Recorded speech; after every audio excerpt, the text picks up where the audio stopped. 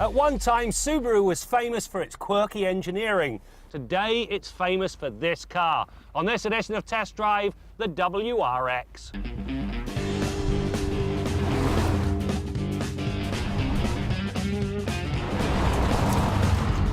Long admired for its all-wheel drive ability, Subaru's quirky nature turned off many potential customers. It was, for want of a better description, a Japanese Saab. Now, there's nothing wrong with that, except it put a crimp in Subaru's true potential. The latest Impreza WRX is a fine example of what happens when sound engineering collides with attractive packaging.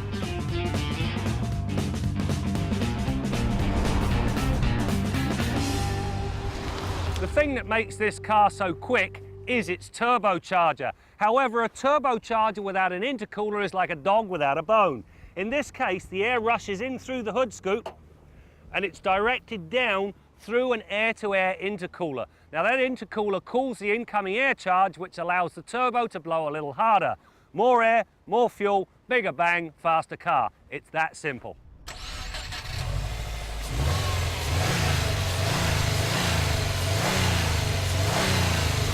All of that work really put some serious fire in the WRX's belly. The combination of the turbocharger and intercooler delivers 265 stallions and 244 pound-feet of torque at a user-friendly 4,000 RPM. Needless to say, the WRX is deceptively quick. It runs from rest to 100 kilometers an hour in 5.4 seconds and completes the 80 to 120 move in 4.3 seconds. Both times are very fast and underscore the WRX's rally-bred heritage. Inside the WRX, it's all about the driver and front passenger. Great seats that really do keep you planted when you play. You'll also find all the mod cons. Bluetooth streaming audio, an MP3 plug-in. This time around, slightly nicer dials in the instrumentation and a darker overall finish, which adds a little more class. The other thing, the ergonomics are first rate. There is, however, one thing missing. This thing has a turbo under the hood, but there's no boost gauge in here. There should be. The test car's grunt was relayed to the road through a 5-speed manual transmission. As manuals go, it's a pretty good one. The gate is well defined, the throws are short, and the clutch bite's in the right place. If there is a wish, it would be for a 6th gear.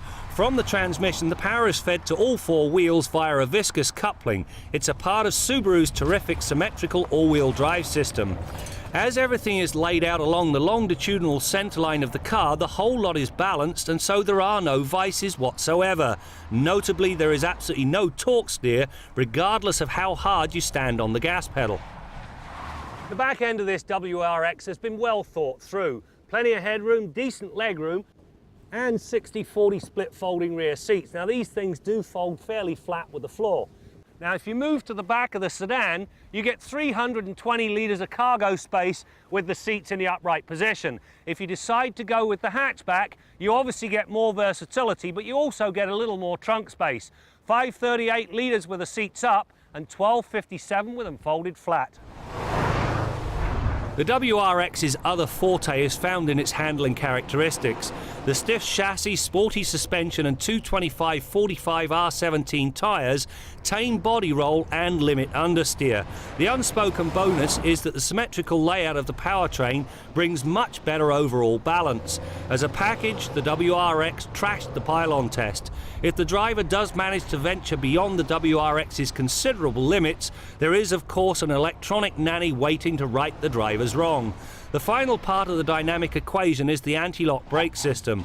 With stopping distances that measure just 39 metres from 100k, the stopping power is exceptional, and it remains fade-free after several full-on stops.